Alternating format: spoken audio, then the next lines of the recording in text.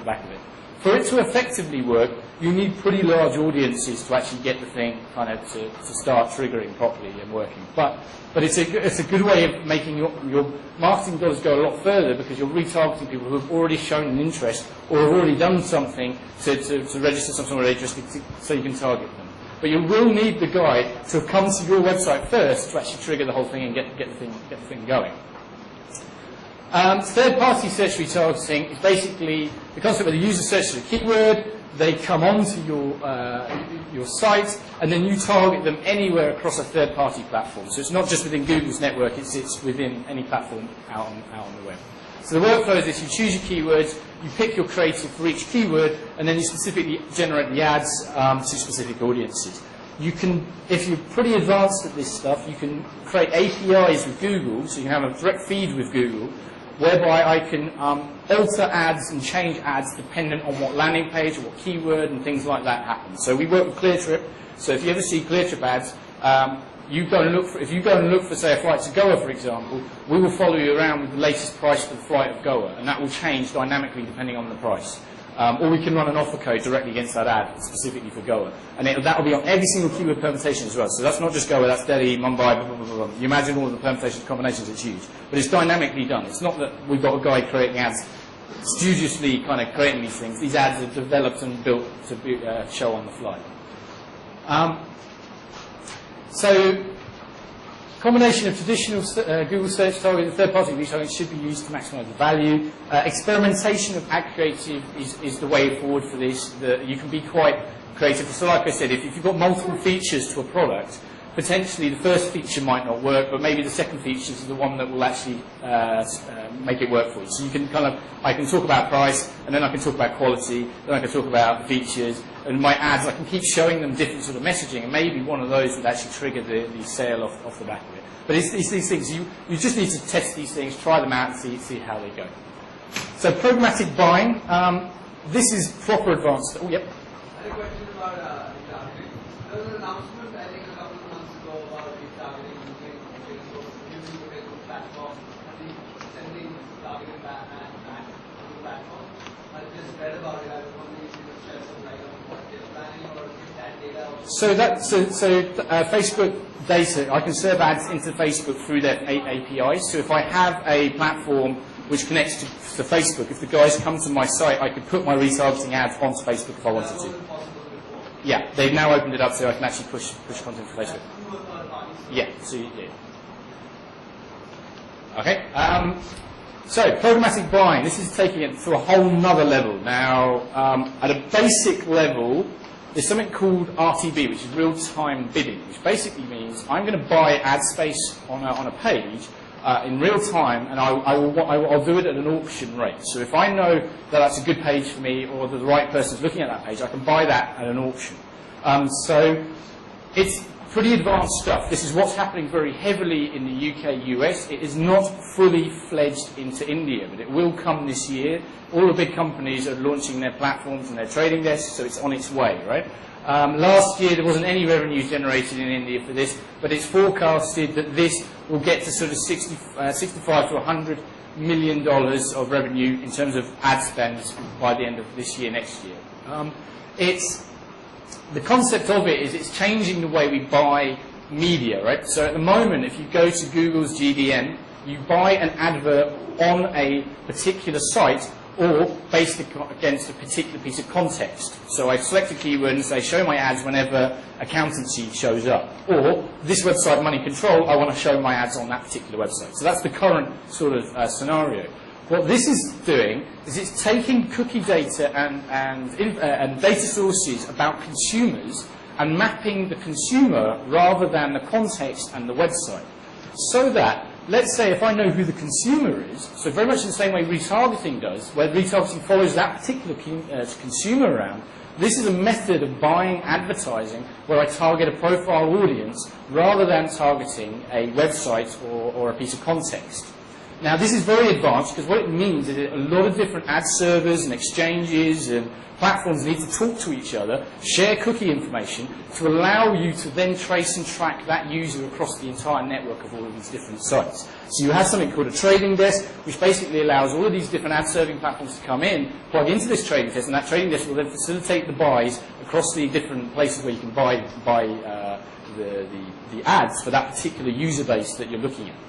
So it's a very different way of buying. So you're shifting from buying ad space to buying audiences and particular people, certain types of people or demographics or whatever sort of target audience you need to actually approach. There's a lot of art jargons, I won't go too much into this, but effectively what we're saying is I've got multiple ad servers, they plug into a system, I have a trading platform on top, and I plug in my data about my users, and then I follow my users around that whole network, and the trading network will do the buying across, the trading platform, will do the buying across those different systems that get plugged in, okay? So you get DSPs, which are basically the guys who serve the ads. The stack is the stack of all the DSPs and the trading desk put on top. This is the actual trading platform that it houses all of the cookie data, all the informational data. The real-time bidding system is basically me bidding in real time for particular ad spaces to try and capture the audience that's on that particular page. The SSP is basically a technology platform which provides publishers the means to put inventory up for sale onto the DSPs. So if I'm a website owner and I want to take advantage of my content and my web pages, I can create a unit on my website which will be then plugged into this system, so then my ads will start showing on my content, which will be plugged into this whole network. And then you have an ad exchange which facilitates the buying and the selling of the ads across all of these different networks that are out there. So there's a lot of people, a lot of companies, a lot of systems that need to plug in to make this thing work. So it's taking a bit of time to really break into India, because obviously there's a lot of different sort of people that need to be spoken to and try and connect all the dots together. But it's on its way. This is the system that we have. It's called Amnet, whereby you have all of the open data out on the marketplace, where I'm linking into all these different ad exchanges. I'm able to feed in my own bespoke data as well. So if I have my own data sets, I can feed that into my ad buying platform as such, and that will buy data based upon buy audiences based upon my own data sets as well. That data I can close it and house it off, so no one else sees my data, but potentially I could share data if I wanted to, and I can see that other data of all the other people are out there as well. So you can kind of have closed data sets, or you can have open data sets where you can share all your data with everyone else, or you close off your data and you that's only used by yourselves. Like I said, this is advanced stuff. It's not yet here, so I'm not going to go too much into the depth of it. But basically, the long and short of it is that you have a trading desk that manages that whole piece, and it interlinks and connects all of these different platforms together. The advantages of this, why this is going to come really big, is the efficacy of the medium. I'm no longer just buying run of sight. I'm not just going to buy a website and hope that some people click. I'm going to buy audiences I know have already shared interest in a particular thing or have done some action which I know I can target in on. So much in the same way as retargeting is out there, I could target, if I've got the data sets, I could target very specific people who have done very specific actions and therefore hone in exactly on the guys that I need to be buying ad space for.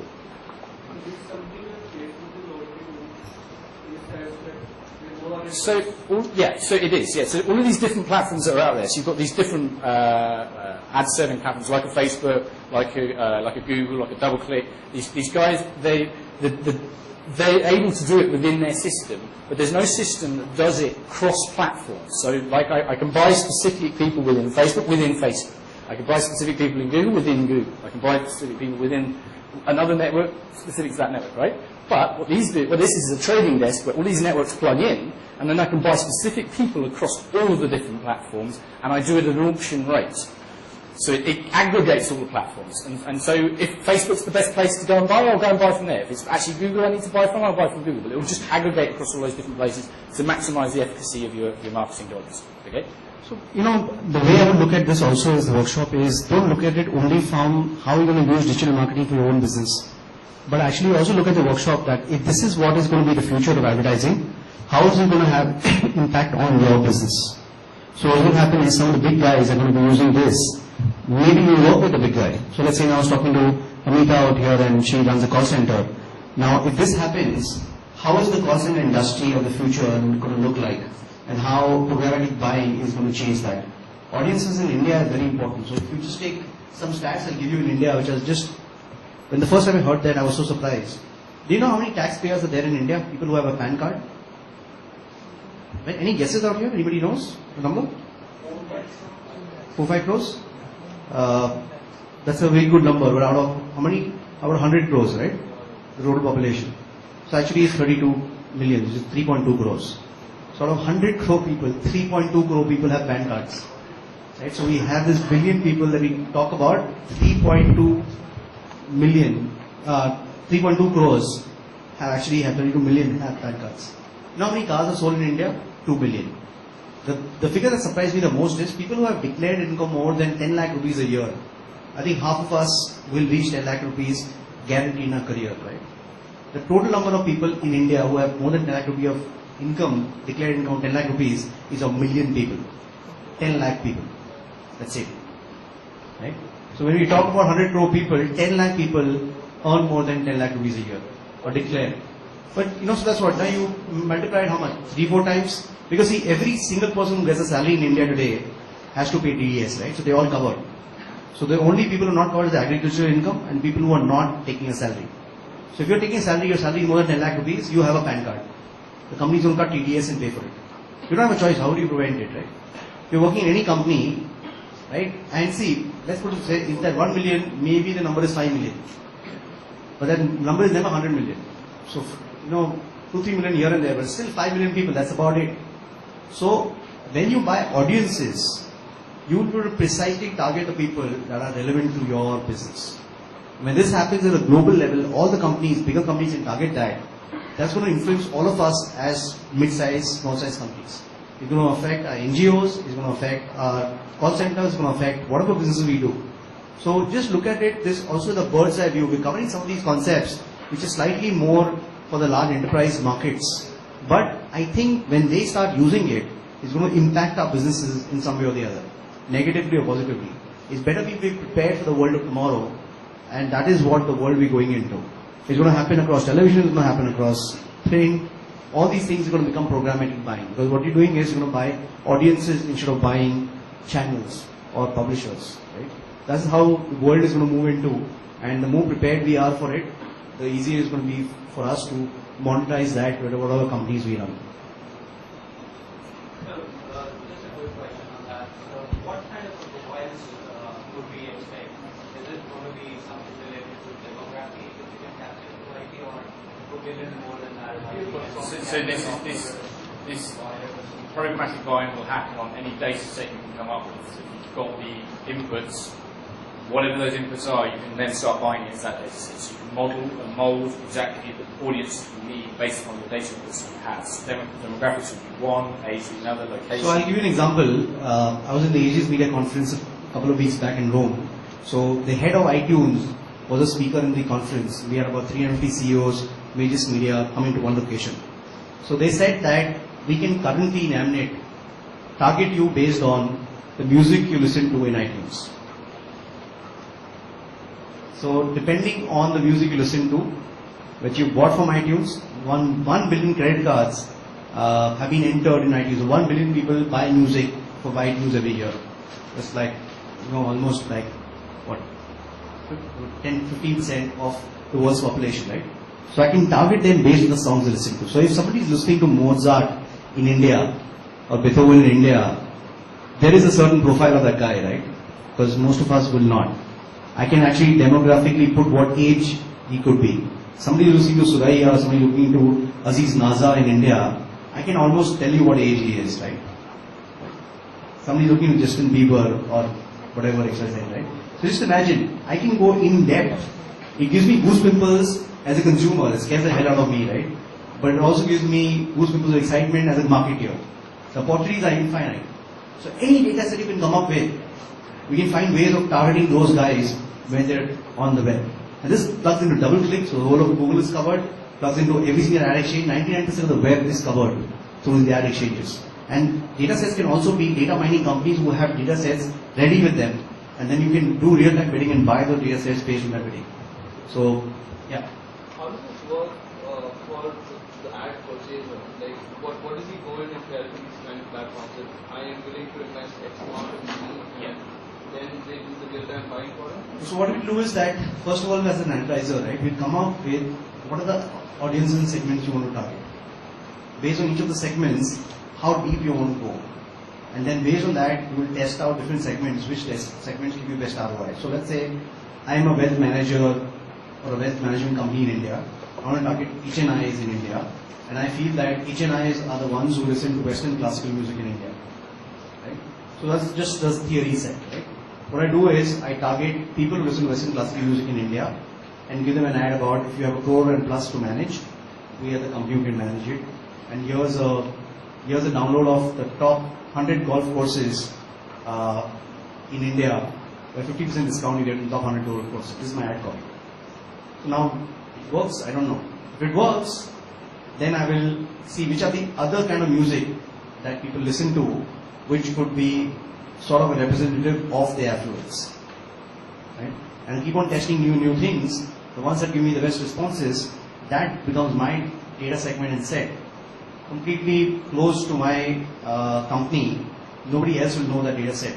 And only those guys will see the ads when they go to any site. So others people will not see it. And I'll be able to outbid competition completely, because when they come to that site, if it's my guy who's worth 100 crores who's come to the website, nobody else will be able to outbid me, because I'll bid $100 a click for that guy.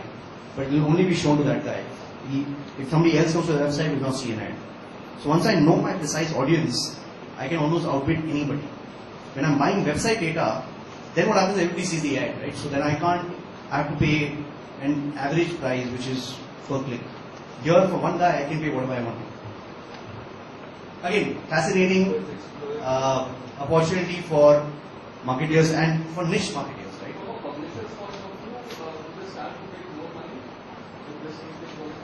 I think they do. Because see, I think all the publishers, right, who have shifted from a rate card basis to an auction model, they've actually made more money. So websites who are linked to Google, they are making more money, because the thing is that in an auction, what happens is that you get the best price possible because somebody or the other is willing to pay a high price. So today is Akshay Tritiya, there is a certain company who's going to pay a higher price on that day. So what happens when there's an auction, there is always somebody who's willing to pay a high price.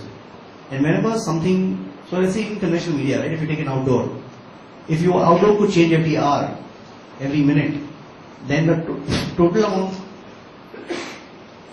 of revenue collected in a day would be far higher than changing an outdoor once in a month.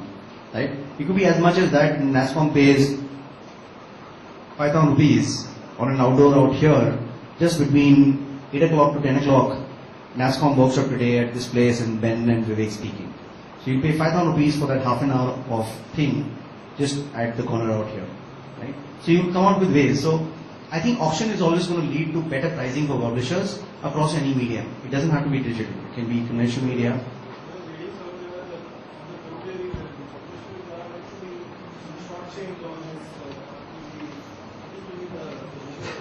I'll tell you what happens, Yashpal, right? The challenge with this is that if you are fooling your consumer and you are charging a price where you're not getting enough adequate value to the consumer, in a transparent system, people who are a monopoly, people who don't charge a transparent pricing, there are publishers who charge per day, per month, right? They will lose out for sure. But that means that advertising medium was not giving ROI in any case, and I will not outbid anybody. If the publisher is not getting my audience, why will I pay $100 a click? So, as a publisher, if you're genuinely providing value, then you find consumers who pay a premium for it. But yes, if you're not providing a premium value, then in a transparent system, the person who is fooling the consumer will always get shocked.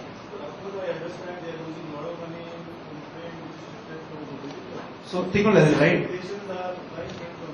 Exactly, right? So in outdoor and print, right, there is a lot of wastage that happens, right? So in a transparent system, why is the TRP system of television not changed for the last 35 years?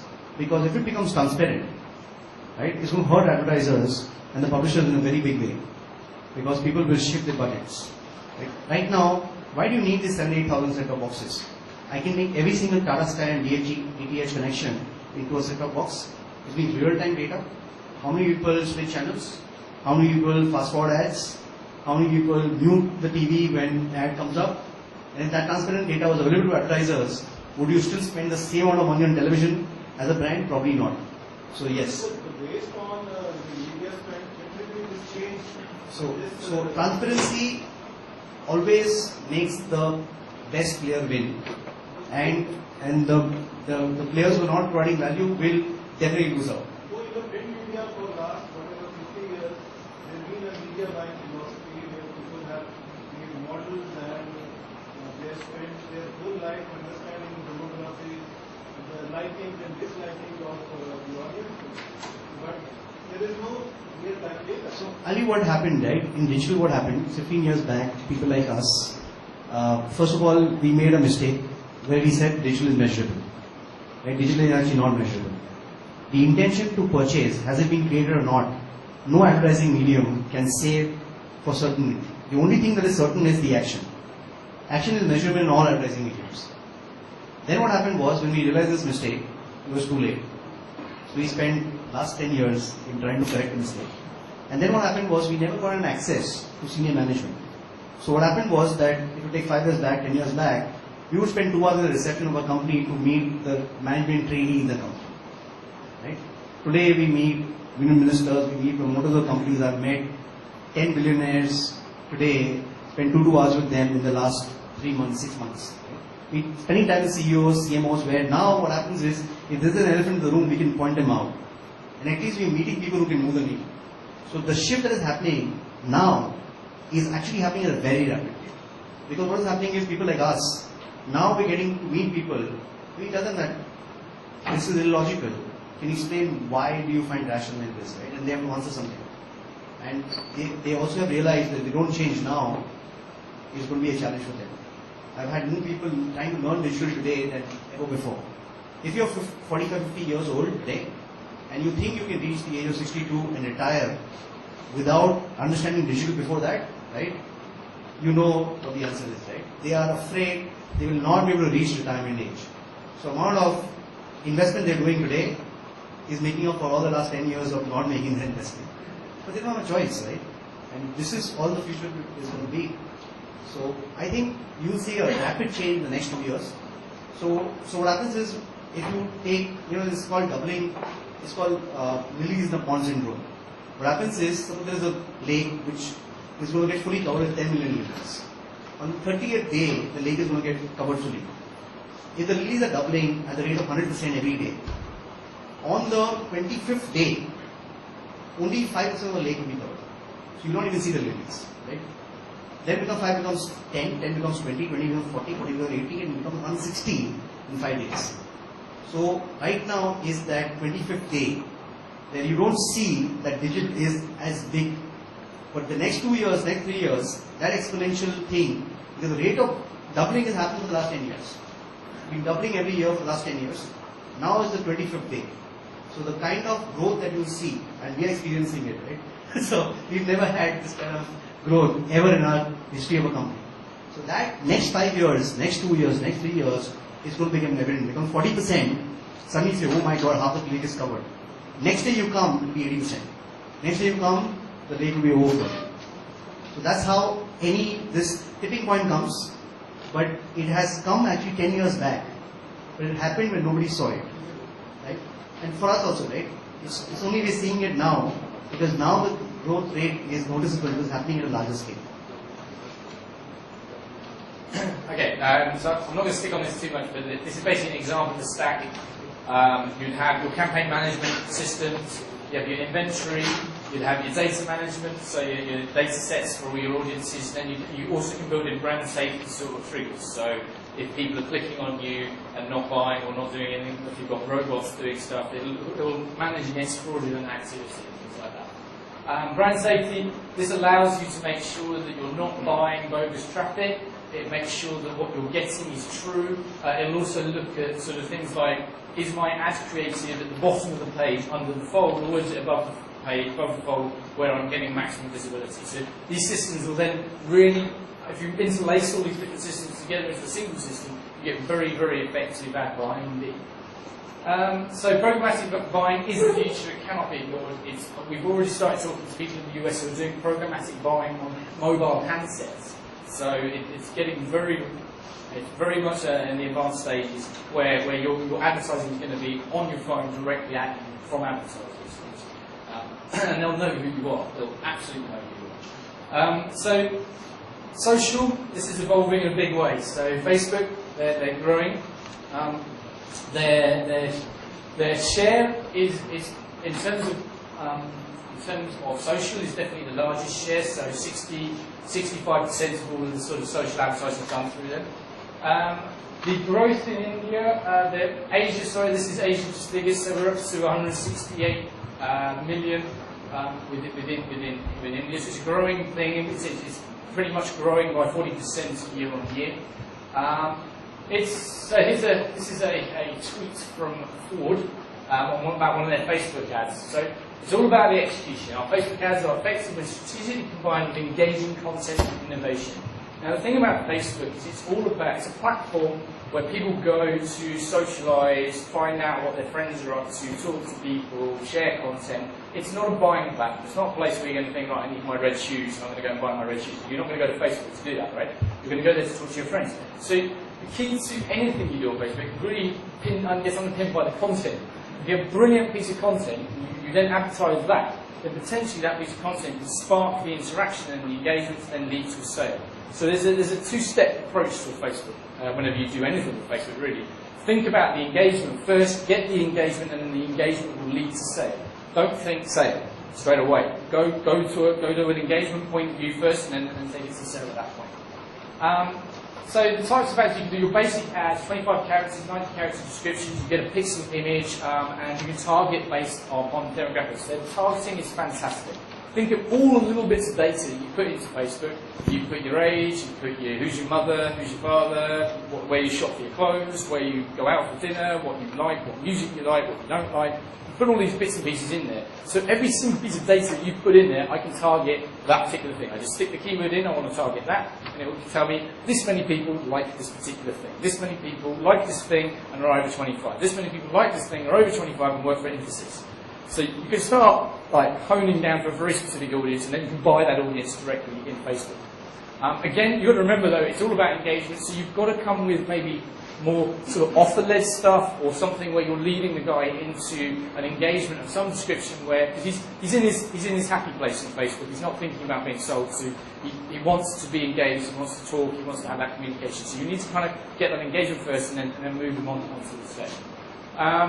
So news feeds, I can push content directly into people's feeds. So if they're my friend, if they're a fan of mine rather, and I've got a piece of content, I can push that content directly up into their feed so I can get that kind of engagement, going. Facebook also does Facebook offers, so I can run an offer directly on Facebook, which will have coupon codes and things like that, and people can realise the offer through Facebook, and I can actually then track the efficacy of the Facebook campaign as well directly through those. This is another sort of, so this came from Comscore, so marketing on Facebook influences consumer behaviour and leads to increased purchases for brands that leverage the social networking site. Now the fact is people are very heavily influenced by word of mouth and reviews and what other people say. It's platforms like Facebook where people have conversations. Like every day I see a notification going up by a friend of mine saying, which mobile phone should I buy? And that one conversation will then have a whole tirade of people arguing over whether or not they should buy the iPhone 5 or buy this or buy that. So that Facebook influences in a big way the purchase cycle. It's not that they will buy through Facebook, it's their influence through Facebook. So it's important you get that kind of connection right, because that's the best way to approach any sort of social activities, is to try and enhance that word of mouth, enhance those conversations within social, so that you're getting good things out there. But this is a Facebook campaign done by Galaxy S3, so it's obviously a big company, but 105 million unique users that they've got, so they registered 129 million in sales, 13 times return on 10 million ad buy. So 20 million fans also acquired through that campaign to then remarket to. So there is value in Facebook, but don't treat it